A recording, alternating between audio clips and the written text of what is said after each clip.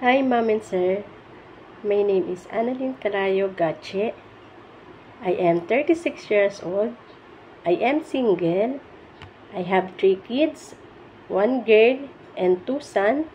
I am the third of my family. My father's work is a painter and my mother's work is a housewife.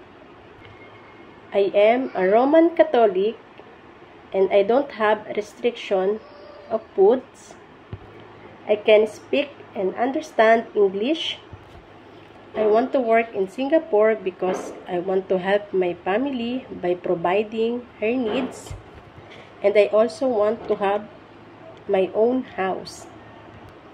I can cook Filipino food like adobo, sinigang na baboy, paksiw na bangus, ginataang isda, menudo, and sweet and sour.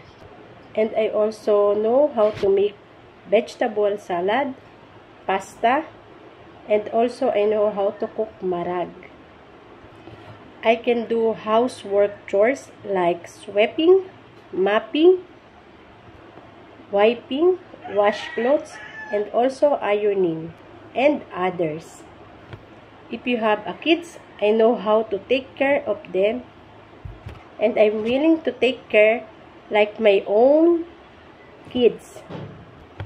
So to my future employers, I promise to finish my contract and work hard as long as you need me. Thank you.